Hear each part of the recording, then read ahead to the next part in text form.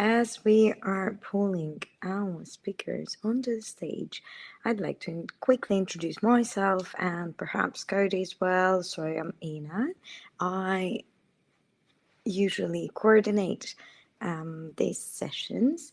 Usually I get on everyone's nerve with invitations as well as post spaces communication. So I thank you all for jumping on, and those who meant to speak, please request to speak. If you don't request to speak, I will make sure that I send you speaking request, and please approve it. Um, as for now, we are getting all our guests over here. I will pass the mic to Cody and let him introduce the XTalks himself and the topic. So, yeah. All right. Thanks, Anna. Can you give me a thumbs up if you can hear me okay?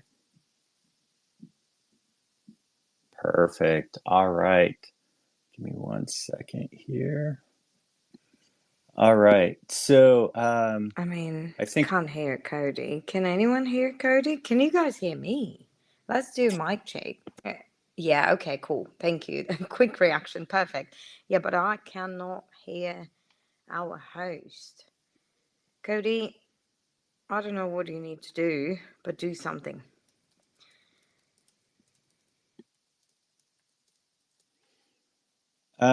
we'll get Anna situated. So, I just pinged her. So while we wait for her to come back and join us as co-host, I'll just do a quick introduction. My name is Cody. I am the Chief Experience Officer at Layer 1X blockchain. We are a Layer 1 protocol, and Layer 1 is the sponsor of today's XTalk episode.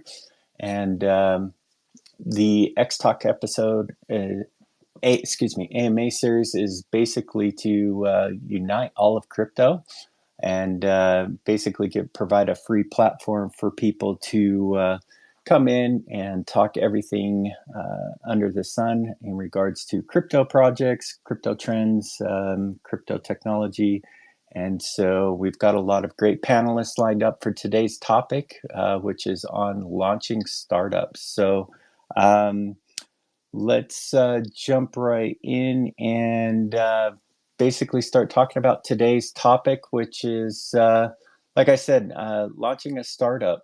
So whether you're a seasoned crypto veteran or a newcomer eager to make your mark on launching a new product in this space, it is both an art and a science, and it is a journey filled with thrilling highs, daunting challenges, but full of endless possibilities. So in this episode, we're exploring kind of the ins and outs of doing a product launch.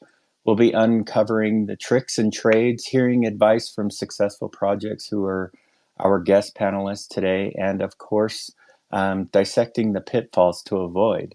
As I mentioned, we have a panel of seasoned experts who have navigated these waters, or are currently navigating these waters, I should say, themselves, and are ready to share their hard-earned wisdom. But if you've listened to this AMA, you know that it's just scratching the surface with that topic. You can count on me going down a couple of different rabbit holes, exploring the deeper questions that many of you are eager to ask these startups and founders that keep you up at night. So with that being said, let's kind of get ready and jump in. I think we've got just about everybody here. Ina, if you can hear me, let's just kind of keep an eye out for the people that are still waiting to come up. So without ado, let's go ahead. Give yourself a 30-second, kind of a 30 seconds to do your elevator pitch, and tell us who's behind the handle, and also what you're kind of working on, and go from there. So we'll start with, let's see, Devmon, if you want to go first, that would be great. Hello, hello. First of all, thank you for having us on. It's always a pleasure to share a space with you all. See some familiar faces and same place. Hopefully, we don't get rugged today. So here's to wishing. So I'm Niz. I'm one of the co-founders of Divamon. I'm the managing partner of Saguni Tech, which is the studio which is behind Divamon. Uh, in a very, very quick nutshell, Divamon is an anime brand. It's really an anime brand that kind of brings to life elements and parts of um, brands that we've known before. So think of Pokemon, Digimon, the cool artwork from the past. Think of it on steroids, made better and improved. Throw in new technology like blockchain, Web3 with Unreal Engine, and you have a game called Callisto, which is the very first thing we've released, available on iOS and Play Store. That really just kind of it's an entertainment brand. It's a game, it really fits into that whole genre, and we have brought all the tech together to make something that players want to enjoy playing first and foremost, with all the different combat modes, entertainment modes, and some really cool artwork. So please give us a follow, check out our game, and hopefully we can entertain you. Perfect. Well, welcome. Castle of Blackwater. Hello, hello there. Just doing a mic check really quick. Now I can hear you. Go for it. Perfect. So, hey everyone, this is LM from Castle of Blackwater, and Castle of Blackwater is a social deduction game where players are split into three factions.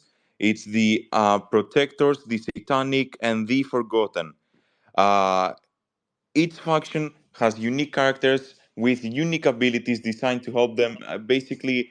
Um, fulfill their different set of tasks. So the protectors, their mission is to fill out the XP bar by completing the tasks within the castle. The satanic are what we call the killers. Their mission is to essentially either kill the forgotten or just trick them into voting each other out.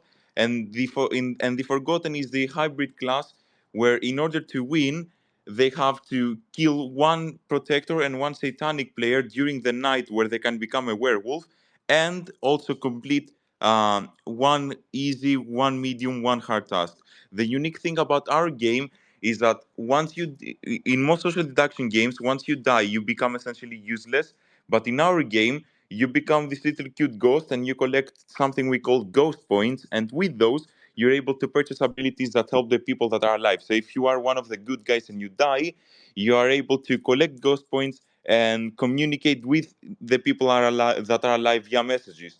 If you are one of the evil people and you become a ghost, you're able to purchase abilities like slowdowns or uh, abilities of the sort that help the killers kill the good people more easily. It's a challenging game that depends on people collaborating together and being efficient in spreading information. And yeah, come check us out. We have our game night today for you to come and try our game. And also just make sure to join out our Telegram as well, where we host a weekly mini game with a weekly reward. Thank you. Awesome. Thanks to have you back as usual. Shockwaves, you're up next. Hey, thank you. I'm David. I'm a CEO of Shockwaves. We are a first-person shooter powered by AI and music. We have AI everywhere in the game, and more you play, more your NFT learner you play, and the next step is your NFT can earn for you. You will not even have to play, and we already launched the game, and you can play it on Elixir, on the launcher Elixir. Thanks, guys. Awesome. Coin Games, you're next. Hi, everybody. I'm Michele from Coin Games. I'm the product marketing director and one of the founders. So what we build in Coin Games is the first decentralized crypto casino and sportsbook. We build like a technology where user doesn't need to register, deposit, and to start to play, but user just need to connect the wallet and interact with the smart contract, and allocate the token to the game session. Um, just a note, we own a gaming license as well. So this one gives us the possibility to our user to play more than 10,000 different games and to bet on all the sportsbooks event. We are launching our NFT collection on the 5th of June on Magic Eden Launchpad. One of there are few utilities for the holder. The biggest one is to give the possibility to participate on the casino revenue share. Then there will be like the staking implementation and the unique promotion and status on the platform. We are live from 6 months now, and we have more than 30,000 users active on our casino sportsbook. Amazing. Jason, looks like you're up next. Hi, folks. Hi, Cody. Hi, and thank you so much, Leah One, for inviting me. So yeah, my name is Jason Fernandez. I'm co-founder at Adlunim Inc. What we do is basically accelerate projects, launch them in the lead up to their public sale. So essentially connecting them with everything that they need, all the resources they need to have a successful public sale on a major exchange, whether that be a centralized exchange. Mostly it's a centralized exchange. Sometimes it's also a decentralized exchange at the same time. So we basically connect them with advisors, investors, institutional investors, that is, launchpads, exchanges, market makers, basically everything they need to have a live trading token and a successful launch. Previously was at IBC NFT Tech, where I launched hundreds of projects. We invested in several. I had investments for NFT technologies. So spoke to hundreds of companies in the lead up to their launch, invested in actually over 1,000 companies, invested in a couple hundred companies, and sort of subsequently accelerated a lot of them to fairly successful launches. So that's basically what we do. I'm very happy to be here, and really happy to chat about the subject of basically launching projects. So this is what we do, and I love doing it. Perfect. Well, thanks for participating in today's panel. We're looking forward to it. All right, we've got Loop up next. Go for it. Hello, guys. Can you hear me? 100%, my friend. Perfect. So my name is Andres. I'm one of the co-founders of Loop. So basically, we're not launching a game. Our goal is that people can make more money with Ethereum. So we're a DeFi protocol, and we're basically utilizing Ethereum staking and this new product called restaking, which evolves around EigenLayer, which recently just launched. And we're basically applying leverage and a widely known TradFi method, so a method that is widely used in traditional finance, to make sure that you make more money with your Ethereum. And maybe as a quick shill, tomorrow we're launching an airdrop NFT, which if you claim it, you are qualifying yourself for the airdrop that's happening in around 2 months. So if you like free money, then go to our Twitter, check it out so you don't miss the NFT drop and the associated airdrop. Nice. Well, you heard it there, folks. Free money. Love it. All right. I think that is everybody that's up on the panel. If you are supposed to be on our panel and are having a hard time accepting the request, please drop out and come back into the group, into the X Space. Gotta love X Space and Elon's product we've got here. It works half the time. So yeah, that usually works. If it doesn't work for you, jump over to the desktop or jump onto mobile. That tends to be the second option for technical support. So sorry, I'm not a ex technical support person, but those are the little tricks and trades we've learned over the months of doing these X spaces. So, but those that are here, welcome and thank you for joining us today. As you can tell, we've got a pretty good lineup of projects and experts in the field that are in the process or have launched their own projects. So for those that are just tuning in, my name is Cody. I am the Chief Experience Officer here at Layer 1X. I am joined by Ina who is on the XTalks handle and is our co-host for today. So without further ado, let's jump in. Oh, I always forget this. Please make sure that you share the link to this space so that we can get it out. Lots of valuable information, I have a feeling, will be shared today. So let's jump in with that. And if you have any questions for our panelists, please be sure to throw those down in the comments below, and we will bring those up for our panelists to answer it a little bit later in today's episode. So let's see here. Looks like we have one that just joined us. Zakasker, do you want to take the mic for a minute and introduce yourself? Yeah, sure. Thanks for having me, guys. I'm Zataxter, creator, esports commentator, and currently fulfilling the role of marketing strategist at W3 Gaming.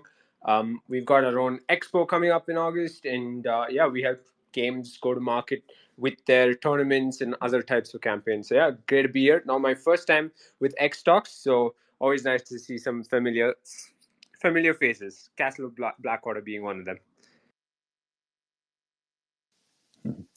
Cool. Thanks for joining us. So yeah, let's get into today's first question here. So again, the theme is on launching a startup in Web3 environment or ecosystem. So with that being said, in the ever evolving world of Web3, the only constant is change. So to kick things off, let's address the elephant in the room. What is the most crucial lesson you've learned starting a new project in Web3? Feel free to jump in if you want to share.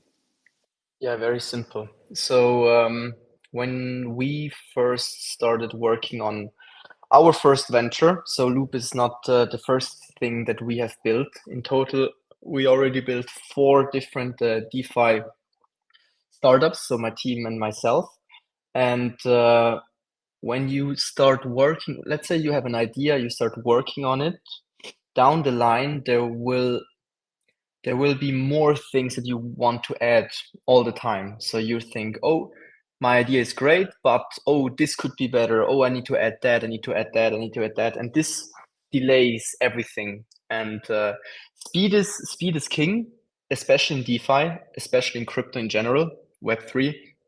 So when you have an idea and you are sure it's good and you want to pursue it, then make sure to not get lost with the details, right? Don't think that without this little feature, your product will not be good. LinkedIn has a very, very interesting story. They told in an article that they thought that without a feature to find a consultant on LinkedIn, that no one would use it. And in the end, they decided to just launch it as it is. And then in the end, the most requested feature was that you can change your profile picture, right? So you think that this little feature is the make it or break it. But at the end of the day, people might care about something very, very small or want to add something very small. So don't get lost in the details. Just release your MVP as fast as you can to get feedback. Oh, that's cool. I like that. Coin Games, I think you were up next. And then we'll go to Castle of Blackwater and Zakaster. Yeah, so the biggest lesson that we learn from our experience is like, it sounds stupid, but it wasn't. So it's like the audience from Web 2 is completely different. So just to give you like an overview on our project, so we are working in a really old school industry as a gambling. But of course, and my background is really from that. Then I was like a crypto passionate from quite a long time. So I saw the potential of blockchain intro in something like completely, how can I say, old as the casino ecosystem. But the approach was, as was mentioned before, to test and learn all the approach that then we dedicate to our customer base. And then, of course, another lesson that we learn is that simple is better than cool. So we spend around 6 months to optimize our funnel, doing like A/B test and like feedback quest, and everything that was better for make the user experience simple more than cool or fantastic or sparkling. So these one are the two main points that I like wrote on my note. No, love it. Simple is always better. I'm definitely a fan of that. All right, Kessel Blackwater, go for it. So I think that what I'm going to say now is one of the very pillars that you need to be mindful of when you create a project, when you do everything within a project. Transparency matters. I cannot emphasize enough just how important transparency matters in this space, and especially these days, investors they can be kind of like harps, right? People are just paranoid, and that's a good thing because obviously they're just out there playing with their money, basically, right? They're trusting you. People are paranoid. Um, if you are not transparent, people will eventually catch up to you. You can be the world's greatest liar, and you will just start building up this trail that gets bigger and bigger and bigger, and at some point you will get caught up on your own lines, or on your own lies. So it is very important that you are transparent, that your community knows the direction you're heading towards, that your community knows what are you trying to build. And it's best to be open to your community, be open to constructive feedback, and just in general let people tell you what they want, right? The other thing I would say is to just, you know, like the previous person said, simplicity is better than being cool. So we are a game, right? Many projects that are in this space right here, they are games. Um, I personally and other people keep throwing 100 ideas to our development team, and Jojo and Remo, our owners, they keep filtering through those, and out of 100 ideas, we might implement two of them, right? I think that it's very easy to get caught up on your imagination and just start thinking of 100 things that are cool, but no. You need to be transparent with your community so they know what's going on, and you also need to be open with your community. You need to be you need your communications to be at a really high level so you know what people want, and then you can deliver on what those people want, right? Because we all can have 500 ideas, but the problem is you need to deliver on those that actually matter to the masses. And that's it from me. Great take. Tasker, go for it, my friend. Yeah, I like to premise this with saying that I haven't really started a project of my own yet. I'm on the verge of starting one. So these insights from both Coin Games and Castle of Blackwater is something I've noticed from being in a position of helping games, with their campaigns and tournaments as well. Simplicity and transparency are kind of no-brainers for anyone in Web3, but you'd be surprised how many people actually forget about something as basic as those two aspects of the project. So yeah, I just wanted to give my 2 cents there, and yeah, I'm excited to start a project of my own, and I'll be taking these pointers. I think as a probably somewhat of a hypocrite, that I kind of failed to just keep it simple and get things going. And maybe other projects on the stage can reference to how they felt at the early days of the project that they're running now. I think that'll be a nice insight as well. 100%. Jason, and then we'll go to Debmon. Yeah, hi folks. I think one of the biggest things I sort of noticed is particularly more traditional companies, maybe even Web2 companies that are looking to get into crypto, will sort of look at crypto as a way to raise some quick funds, sort of to a way to make a quick buck.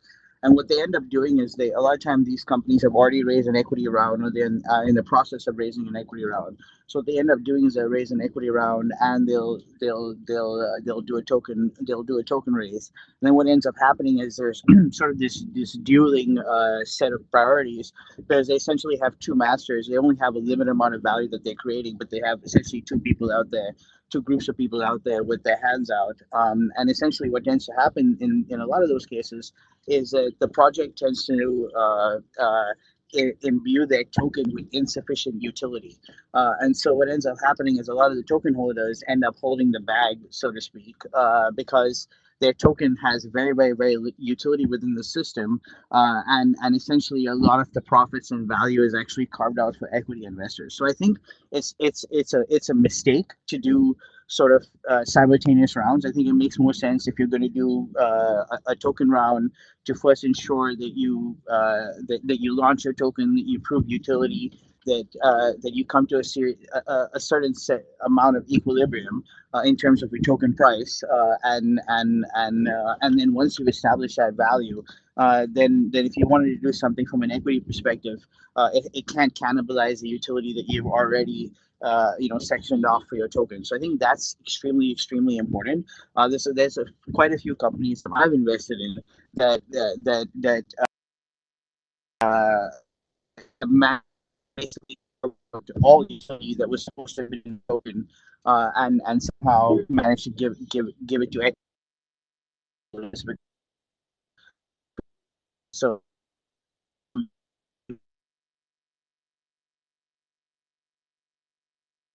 it's probably happened a few times, but I think the best way to go about this is to first maybe do a token raise, establish a value, establish a utility, and then do something that if you want to do an equity round, ensure that that equity doesn't cannibalize a value that you've already sectioned out for the token. Great point. We'll definitely be diving into that a little bit more as well. Devilman, go for it. I think one of the key things is to know your strengths, but also know where your weaknesses are, and where your weaknesses are.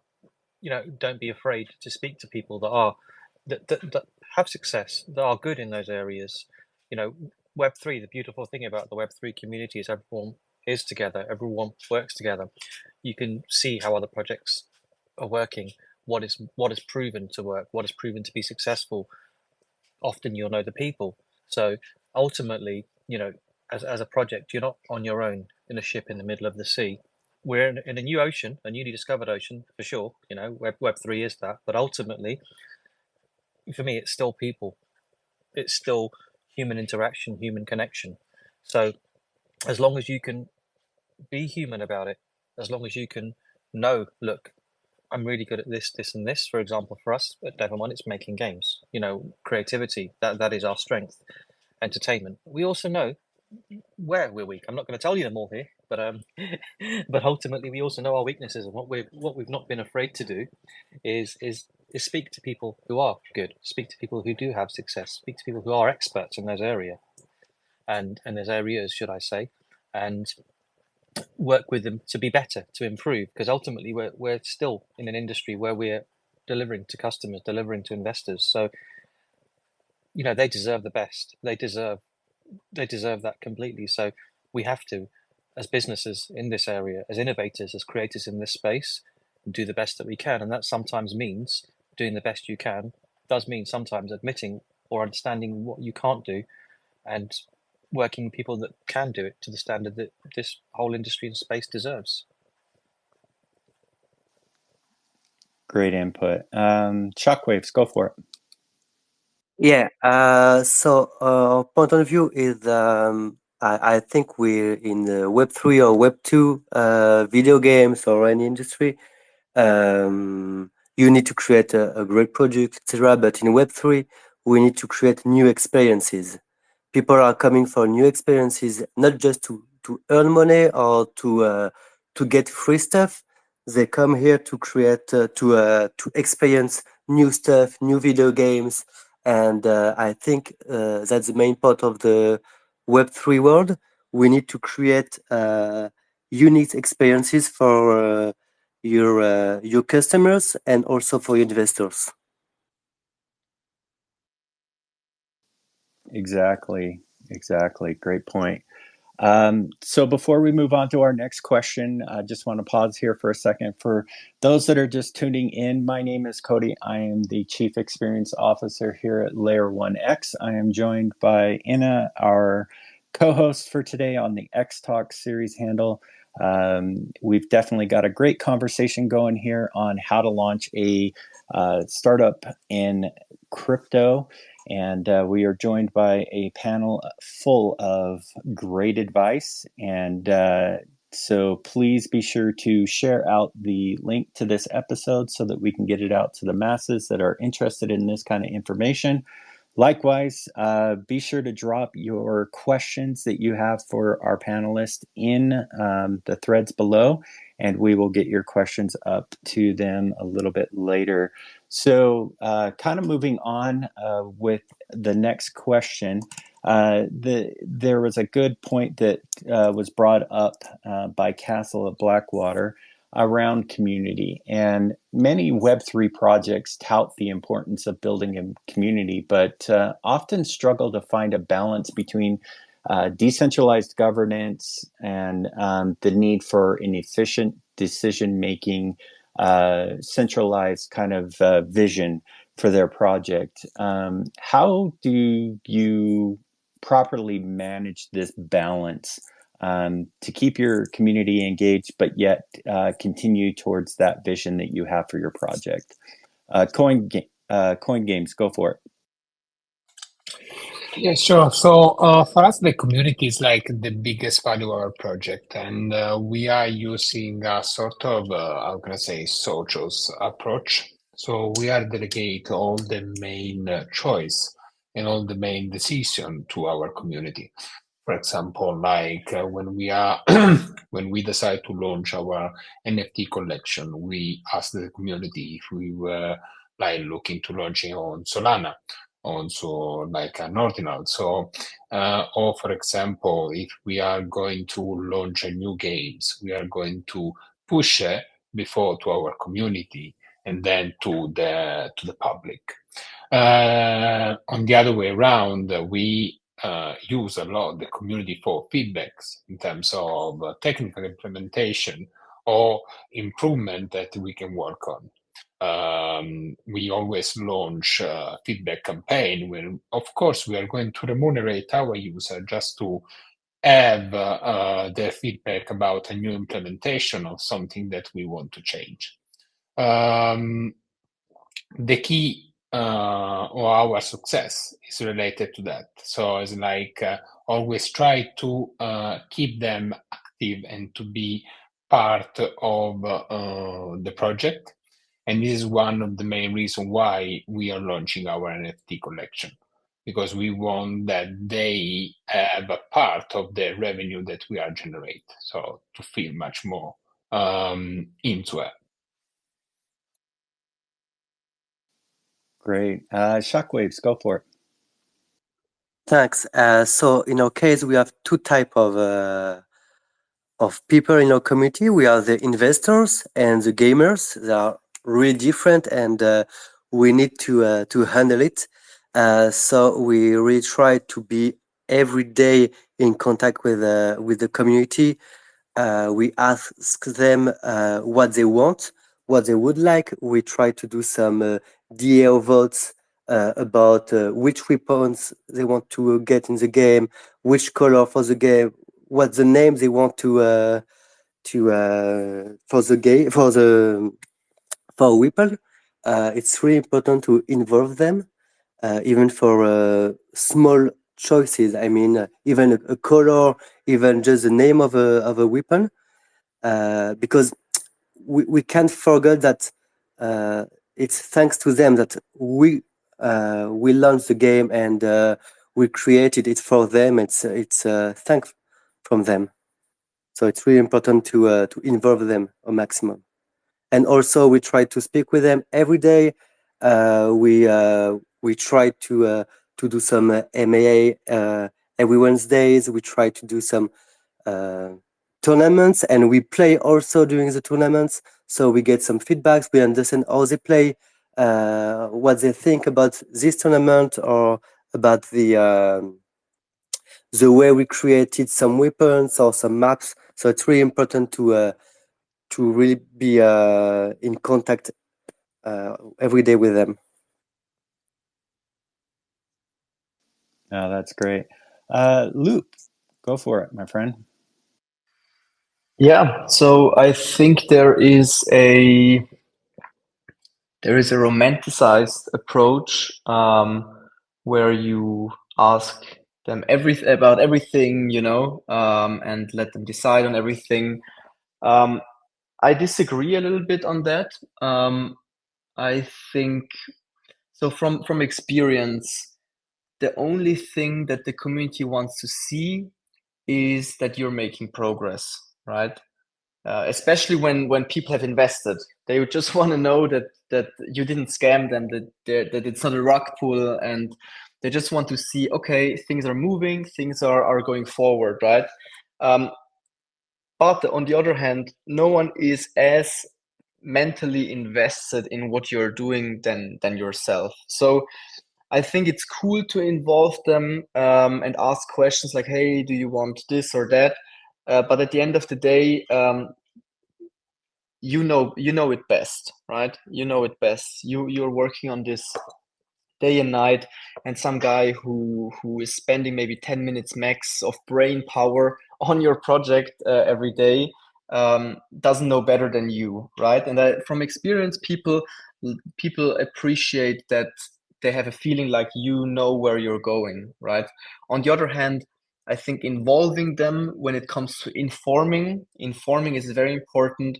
As I said, the space can be very rough, right? There is scams and rug pulls left and right, so you need to inform them. You need to make sure that you are making progress every single day. But at the end of the day, you're the CEO, you're the founder. You know where the ship has to go, and yeah, don't lose that over details. Yeah, great point. Definitely.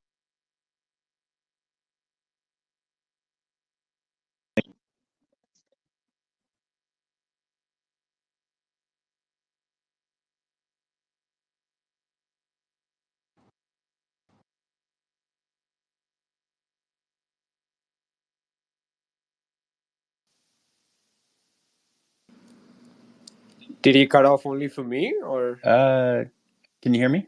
Yeah, it Yeah, I cut off can't for hear. me as well.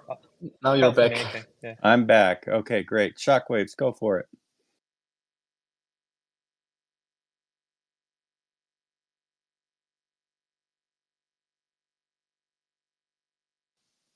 Uh-oh.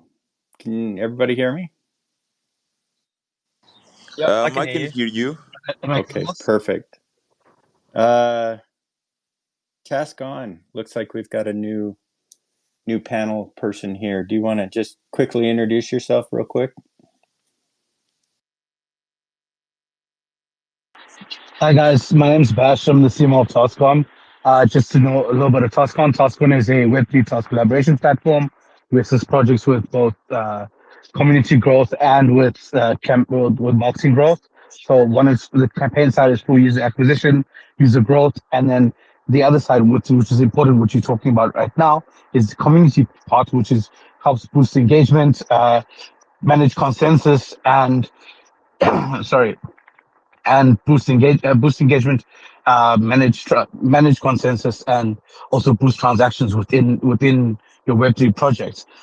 What I think Luke did touch on is entirely true, where you can't include them in every single aspect of your project.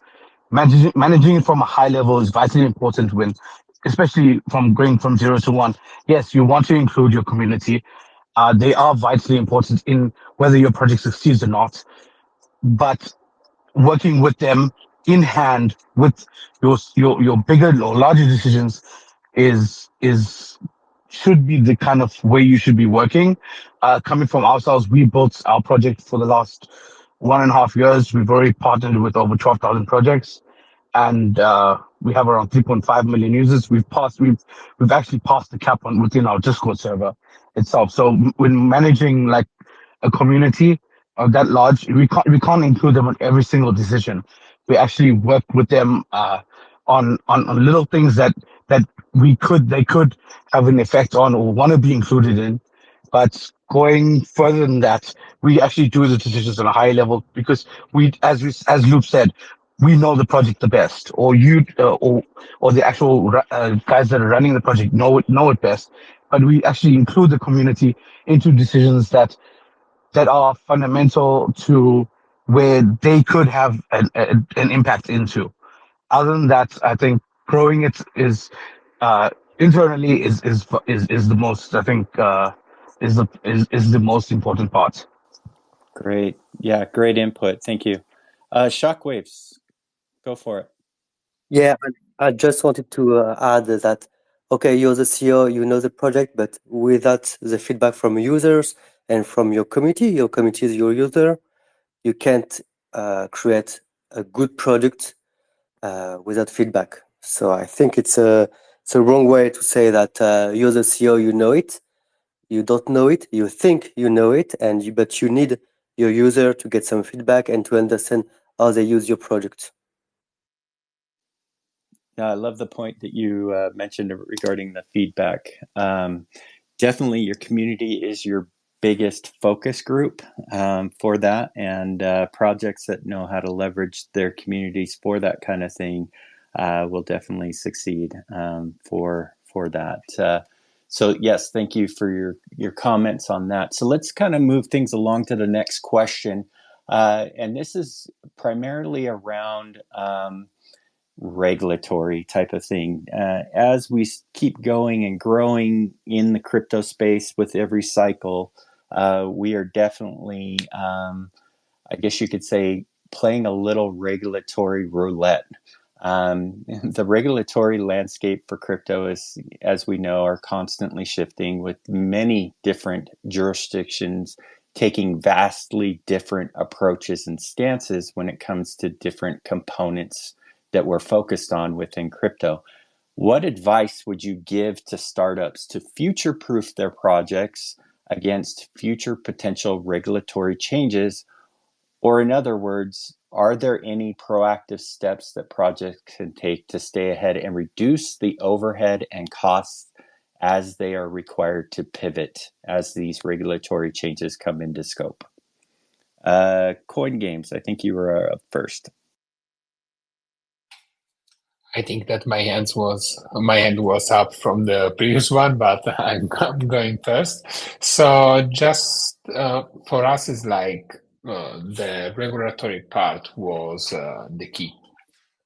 Just to give you like a sort of timeline about our project, we took like 1 year to obtain the gambling license from the Isle of Man. For us, it was like a long journey. Because it was like we need to explain them how wallet is working, and now it's like all the blockchain technology can give a big support to the gambling industry. But this for us was like the key. So because now the main point of differentiation of all the other Gamblify projects that you can see around is that with the gambling license, I can provide, as was mentioned before, all the main all the games available in the casino ecosystem. So from slots, table games, live casino, and sportsbook. And of course, we are in constant connection with them about all the new implementation. We are, of course, collaborate in innovation. So, for example, the approach is completely different now. So we are not going to recognize a user with the name, surname, or address, but we are going to identify them who has a wallet. And they understood the potential, even for all the anti-money laundering topics that they were scared at the beginning.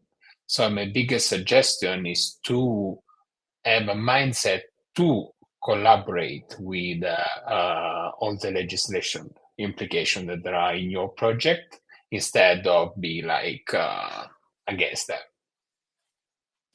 No, that's a that's a great point. And just kind of a quick follow up. I would be safe to assume that one of your biggest costs for your startup was potentially working with a legal firm or some sort of expert that helped you navigate through this particular regulation. Would that be correct? I have like a gambling experience. So for me, it was easier to navigate inside the gambling requirement. Of course, I can tell you that the gambling license and the license support was the biggest cost in the beginning. So just to give you like a balance, was much more the how can I say compliance cost than technical cost, but was a choice. And in our opinion, it's one of the biggest value our project. Yeah, exactly. Doing it right out of the gate probably saves you a lot of hair in the long run, right? Loop. I lost a couple of, but still have some. Oh, well, if you see me, I'm like bald from head to the back, so I'm bald all over. So that's a project for you right there, right? Loop, go for it, my friend. Yeah, so I think very simple. Talk to a lawyer. Talk to the lawyer as early as possible. And there are like, and take the advice from your lawyer serious. For example, no one like most of the time, the biggest regulatory thing that you care about is your token a security or not, right? I mean, you could argue, okay, now no one really cares, and because you're still small, and when you're big, then you can take care of these issues. But everything that you do, everything that you say on the internet stays on the internet, and if you don't do the research and you don't listen to your lawyer carefully, for example, calling your token holders investors, right? If someone invests in your project, that's a security right there, you know. No one people should hold your token because of the utility, you know. So things like that, like there is a lot of details to how you should communicate, and your lawyer will tell you how to communicate and what to say and what to avoid saying, and you should listen to the lawyer, right?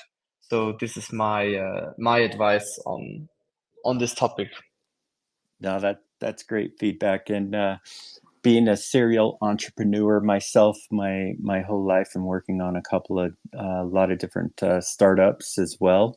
I've always made it a pact to make one of my co-founders or even partners a lawyer, so that I can definitely lean on them quite a bit for the project. So I'm a huge believer in listening to a lawyer from the very get-go to help you navigate the intricacies of what you're trying to do.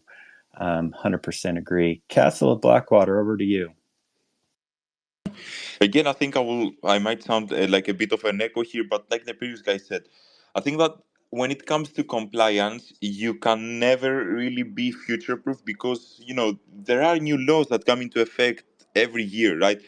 And if a new law comes into effect, whatever happens, you are gonna have to spend some resources to comply right there and then. So even if you prepare, even if you think that you are prepared, and then a new law comes in, then you're gonna have to still spend resources and comply. So again, just like all the previous people behind me and you said, the best way to go about it is to contact a lawyer firm or a solicitor firm for those that are in the UK, and just get advice from them, right? Just let them have a look at you and give you real professional advice. You can never be too sure about the law. Never take advice from random people or best friends or whatever. Real professionals are the ones you need to look after. Yes, there is a cost associated with that, but it's better to contact someone who knows what they're doing, so you are fully compliant, rather than just getting caught up in the wind later on. And that's pretty much it. I mean, As governments have been trying to put their finger into crypto and into the Web3 space as much as possible, I think that compliance is becoming a bigger topic than ever. Where I mean, a few years ago, compliance, it was still there, but it wasn't as prominent as it is now. So I think that it's definitely a very important part that projects need to take into account when they launch, or uh, just throughout the duration of their existence. No, that's definitely a great point, and I hope that this is not the most important advice that you get, but I hate to break it to you, projects that are just starting up, that Google and ChatGPT are not considered professionals in this particular thing. So if you Google or chat with ChatGPT if this is going to be legal, or what the landmines are that you need to try to avoid. Yeah, I would not recommend putting all of your faith into those two things. Hire a professional to help you. That is definitely one of the biggest things that you could do for your project, especially if you want to be around for cycle after cycle. So, did you have something Yeah. else you wanted to add? Yeah, I just want to add that now that you mentioned about ChatGPT and Google Gemini or whatever, just so you know, these chatbots, they are really great in terms of their utility, but they also provide fake information. So just like Cody said, never go to these chatbots for actual solid advice. I know that some people may choose to take this risk due to the costs associated with going to an actual professional, but trust me, it's better to pay up front and just be 100% safe, rather than having the government knocking at your door and just like slapping you with fines. Because, I mean, it will be more resource intensive to go into court rather than just hire a lawyer up front so they can sort you out. That's it from me. Thank you. Perfect. Thanks. Thanks for that addition. So I've got two questions left.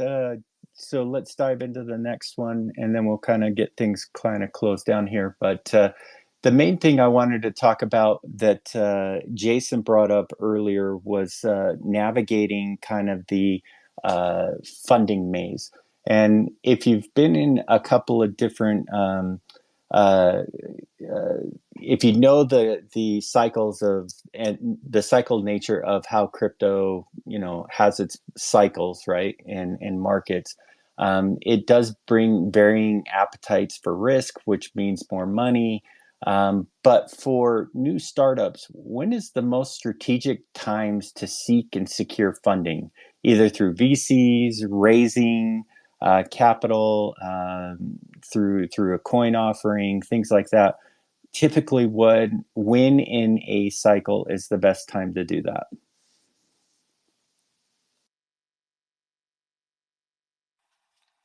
Coin of Games, I think launching. Go for it.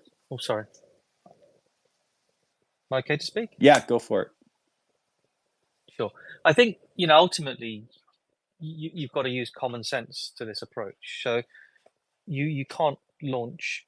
I wouldn't expect to launch really when the markets are all dumped and down. But from my perspective, if you've planned a launch and you're planning it in a time that looks to be good, there always can be just within the nature of this industry and the nature within this market, it can be very volatile. So you may pick a day and it may happen to be a really bad day for crypto, and on that side, that's just luck. But I think really, what you've got to do is make sure your launch is fitted strategically within your own roadmap, within your own release cycle.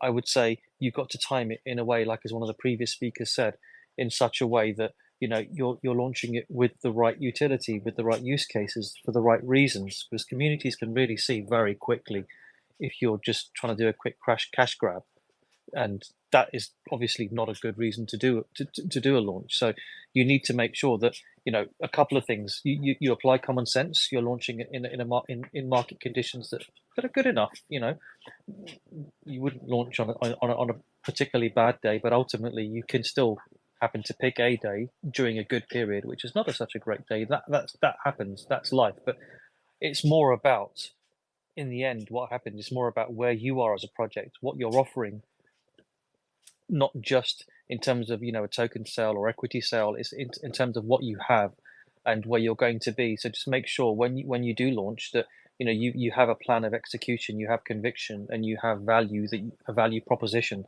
that makes it that people want to join you, want to obviously be part of what you're growing and creating. No, that's a great take. Definitely a balance between drawing in the right crowd, having long-term investor mindset versus the dumb money type of people that just come in to dump, right? So yes, great take. Coin Games, Loop, and then Shockwaves. Yeah, I totally agree with Devon. I want to add, like, from my past experience, that it depends a lot from the kind of project that you're working on. Sometimes it's like there are I saw a lot of Web3 project that was really cool, but I didn't see the utilities. So from my experience with investor, the first things that they notice is like, is a project that is generate money or not? Because of course, in the second case, VC are like no interested at all. For us in this project is a little bit different, because of course you need to be like really specific on target the right venture capital as well, because like our industry is gambling, so a lot of them doesn't want to be involved with. For this reason, we are launching our token next month, because there are some investors that want to get in with a token. Like investment will be like easier. So from my experience, like in this case, the best answer is it depends. Depends on the status of the project, and depends is like on the utility of the project. Sometimes, and this is like a suggestion for some of the projects that maybe are listening here, another way could be to find a technical partner. So someone that is interested in the project, not directly, but could be investor as a form of side improvement. So this could be like another way of looking for funds. Yeah. So the word "it depends" fell very often. So that's definitely the case. Like it's a project by project decision how you should approach the topic of fundraising. We have been in the position where we had to raise funds. We have been in positions where we didn't have to raise funds, and yeah, we launched a project out of our own pockets and just talked to investors to onboard them because of their value, not of their money. So the second one is definitely a very, very nice position if you don't need the money. That's always a good point of starting a conversation. But in general, my advice to someone starting is that you start talking to investors, you start raising money from day one, and you never stop, right? There might come a moment where you think, oh no, now we have enough money, we don't need more money. It's good as it is, but we also heard that in this question, like the market is very unpredictable. One day we're all becoming millionaires, and the other day we're all starting to work at McDonald's again, right? So it is a very turbulent market, and you should not underestimate raising money at all. Like never stop. Even if you're not raising money, it's always great to get feedback from professional investors, from people that know their shit, that have spoken or that speak to many different projects on a daily basis. So yeah, start with that as early as possible and never end, right? Never stop. No, that's a great point. Shockwave. I 100% agree with Loop. It's really important to speak with investors, even if you don't need money, because when you will need money, it will be too late. It's really long to get some money from VCs, hedge funds, or business angels. And I wanted to add something about the ICO from our past projects. I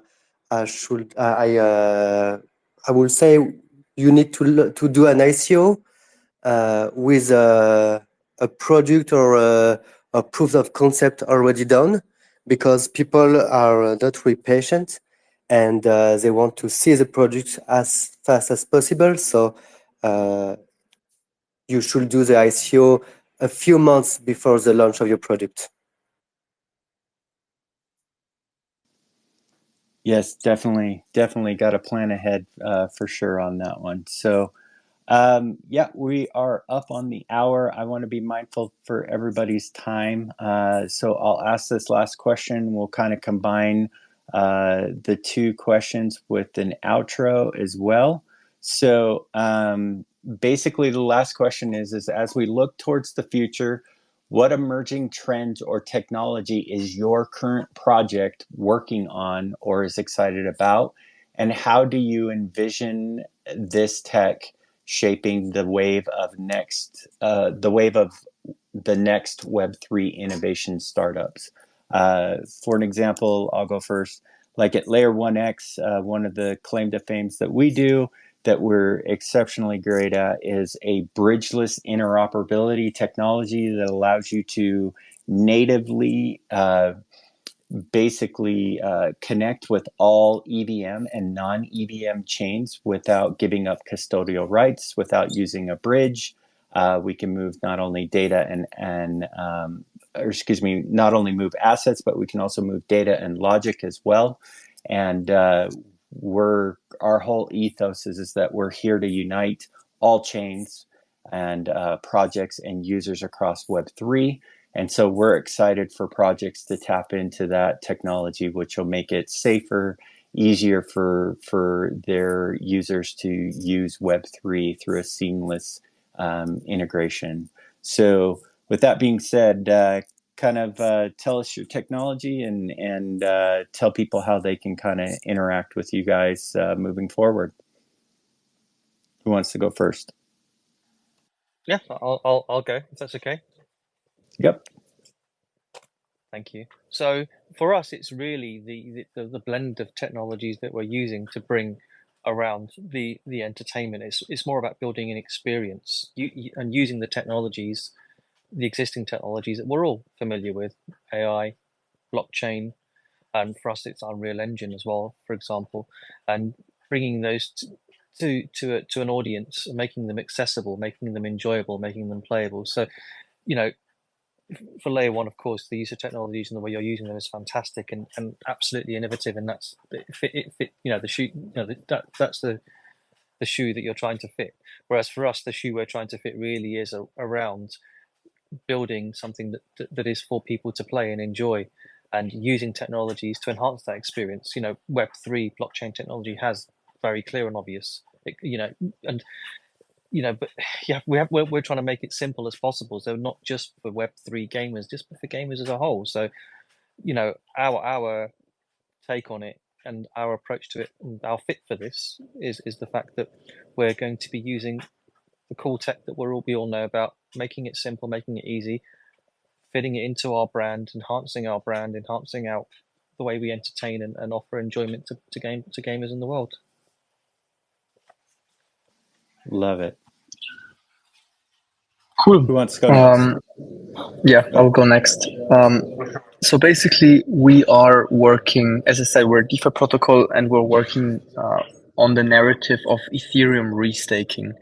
So for everyone who doesn't know, I think everyone who is in crypto most likely is holding some Ethereum in their wallet or on Binance or any other centralized exchange. Ethereum restaking is basically this revolution that is coming to Ethereum, which allows people to stake Ethereum and verify other blockchains, right? So basically, let's say one of you guys, let's say the casino, for example, says, hey, we want to be decentralized. You could say, hey, we want to do our own blockchain, or you could use restaking and buy security from Ethereum. Very complex, but very, very revolutionary. And for example, if restaking that just launched already attracted $16 billion of assets under management or total value locked, right? So it's a huge industry. And since this launch, let's call it that, or since this initiation, there are countless new assets that are denominated in Ethereum. So not Ethereum in itself, but it has the same price as Ethereum. For example, like staked ETH, right? There is a bunch of these assets. These assets are currently paying yields of 60 to 100% sometimes. And what we do basically is we tell people, hey, you can give us these assets and we give you a loan in Ethereum. So let's say you bring an asset that is priced in Ethereum that has a yield of 60%, for example. You can bring it to us. We give you Ethereum as a loan. You can use this Ethereum to buy more of this asset, and now you have a leveraged position.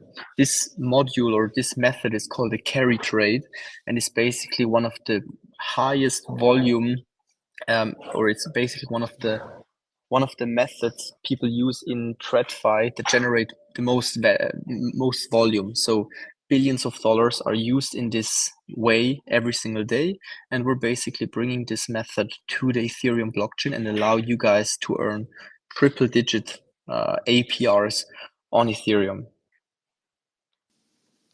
Amazing. Yeah, definitely something to take a look at with restaking. That is definitely a fun thing to look into. Castle of Blackwater, and then we'll go to Jason. All right, so I won't take up much more of your time. So, I mean, the social deduction genre by itself, it's a very interactive genre. And what we're doing at Castle of Blackwater is that we are bringing an experience that's both accessible. So people can play with their friends, whether it's from phone, desktop, laptops, whatever. And then we're building into this like super interactive experience where social communication is the dominant factor when playing, and then we're just powering that with the blockchain technology from behind. As most of the people in here know, when as a game the Web3 aspect of your project is your forefront, then people are very likely to just avoid you entirely and not even give you a try at all. So what we do is that we build a Web2 experience at our core, and then we just power that through with the power of the blockchain technology, so that a lot of people can just uh, play together, gather with their friends, and just enjoy this superb experience of pure thrill, while not even knowing that most of the actions that they are performing are actually happening in the blockchain, inside in the background, essentially. So yeah, I think that, to put it briefly, we are building a social deduction experience that is full of adventure, thrill, and just excitement. And we are also incorporating Web3 to power some of our financial sided mechanics, like the cosmetic shop and the skins we sell.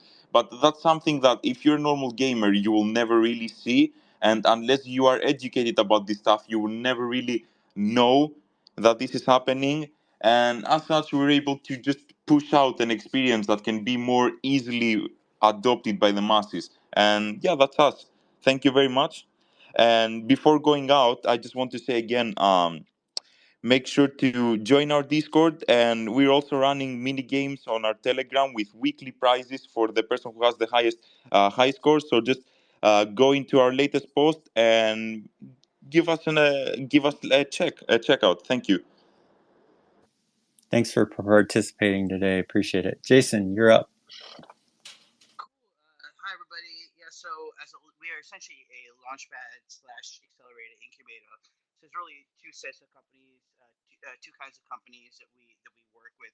On one hand, we work with infrastructure companies, basically companies that really help projects launch. So that could be market making companies, that could be exchanges, launchpads, market, like I think I already mentioned market making, but also sort of companies that are building wallets that they want other companies to use, for example. So basically, for example, we're partnering with Fireblocks and companies like Chainlink, partner with some of the top exchanges in the world, also partner with some of the top launchpads in the world. So on one hand, essentially companies that are focused, that product is focused on helping projects be more successful with their launch, whether that's again going on an exchange, going on a launchpad prior to an exchange. Institutional investors also, those can be very, very, very helpful for projects. Also, individuals that could be good advisors. So we connect projects with advisors. So those sets of people we very much like partnering with. And on the other side, we work with a lot of projects again that are in the lead up to their launch. So projects that require sort of hand holding in terms of kind of what they need from an advisor perspective, what they need from an institutional investor perspective. We and then provide them with accelerations and services. So that's kind of what we do, and those are the kind of companies that. Perfect. Shockwave, go for it. For us, I think the main technology that will it's AI and NFTs. AI will improve all the gaming experience, all the interaction that you have with bots is amazing. In our game, for example, people don't know if they play against bots or against humans, and the NFT will bring together the content creator, the gamers, and the game studio. So I think it's really important to also create new experiences with NFTs. NFTs are not just skins; they are really usable, and you can create real experience. For example, we create the first playable NFT. I mean, you can go on OpenSea and play to the game in a NFT in a collection, and I think that's it. It's the most new technologies, AI and NFT will change the game in the Web3 field. And if you want, you can play the game on Elixir, and we organize each week, each Sunday, tournaments with big prize. Thanks, guys. Yeah, sounds fun. Thanks for participating. Coin of Games, you want to take us out? Yeah, I think that the biggest innovation that now you can do in Web3 is educational.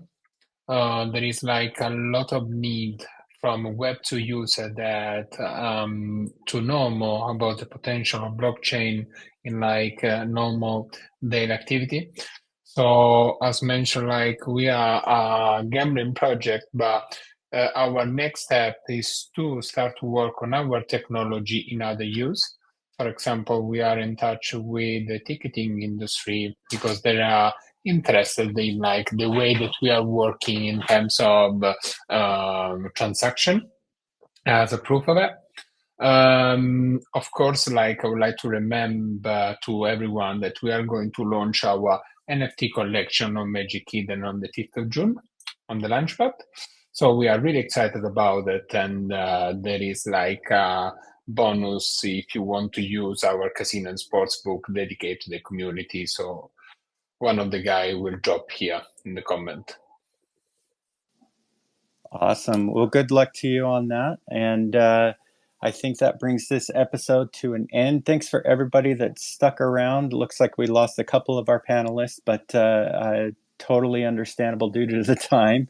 But if you could just give these guys all a follow. It sounds like they've got some great projects, some things that they're working on. So definitely give them a follow. They definitely deserved it today for participating and sharing good advice.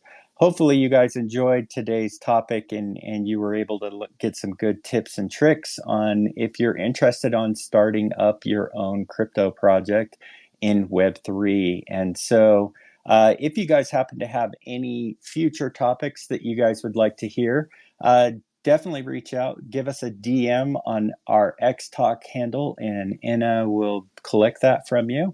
And you never know, we might just bring that topic to life in one of our upcoming episodes. So with that, thanks to Inna for joining me as co-host. Thanks to our panelists again. It's great having expertise, your guys' expertise and knowledge on these topics that we do have. We appreciate you, and we will join you guys on our next episode on Monday, and we will see you then. Have a great rest of your week, and we'll talk to you guys later. Thank you. Have a nice day.